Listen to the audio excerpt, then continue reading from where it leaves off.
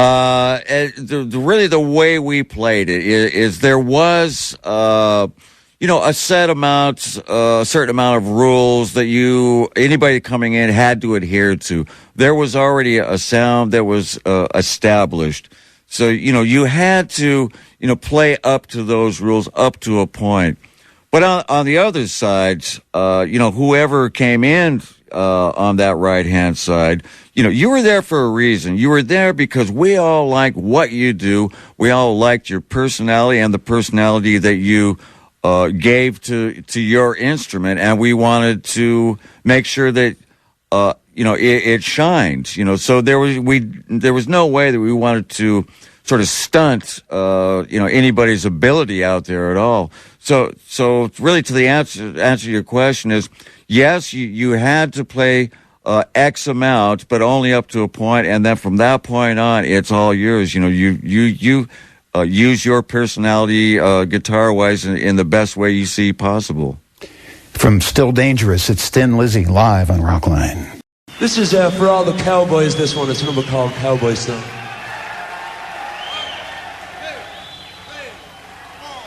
I am just a cowboy, lonesome on the trail, a starry night. Roll me over and let me go, riding in the rodeo, run me over, set me free. Cowboy's life is the life of me. Yes, sir, and that one segues into the next song on the album, Cowboy Song. Thin Lizzy from the album Still Dangerous. Still time for you to speak with Scott Gorham, toll free at 1-800-344-ROCK. You're listening to Rockline, and Rockline's brought to you by Fox. Coming up Fox Wednesday, don't miss an all-new episode of the hit series Lie to Me. It's a cool show. You'll enjoy it if you haven't seen it before. If you've seen it before, you know about it already, and you probably a regular viewer. New time an hour earlier at 8/7 Central, right before the American Idol results show. Back with Scott and your calls in just a moment. A little whiskey in the jar to the timeout. For you know, she treat me easy, but she ring, dumma do, dumma da. Wait for my daddy-o, wait for my daddy-o, there's whiskey in the jar.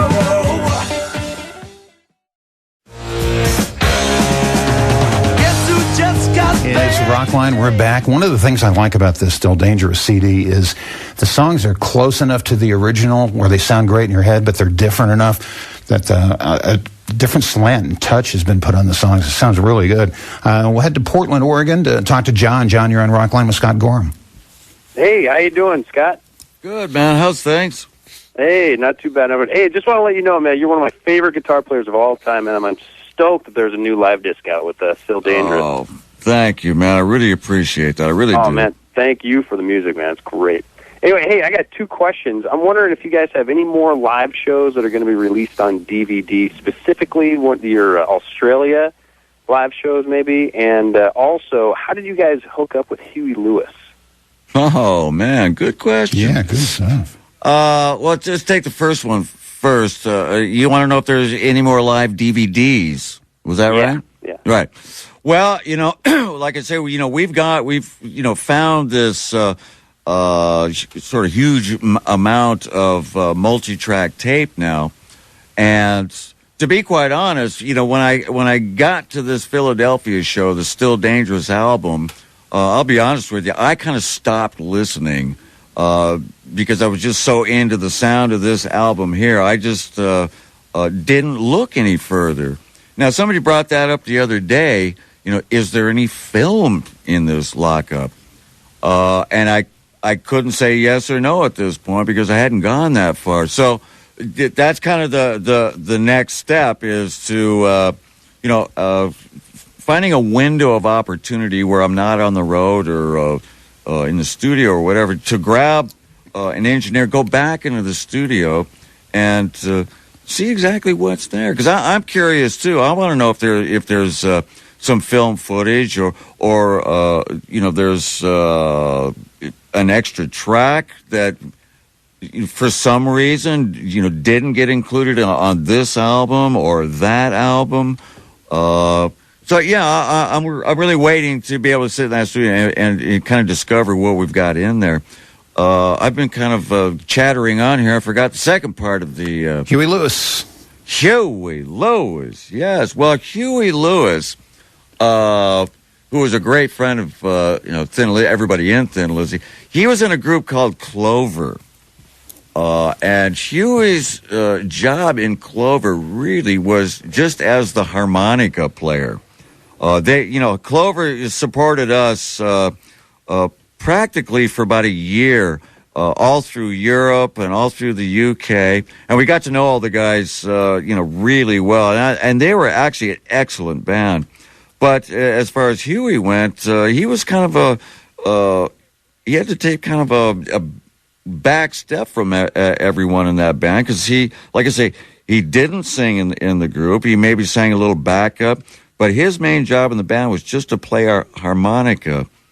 But he used to hang around a lot with Phil, and I'd hang out with Huey and Phil, from time to time, and every once in a while you'd actually hear Huey sing to something. And the first time I remember when Phil and I heard Huey sing, we almost immediately and simultaneously said, "Why aren't you singing on your own?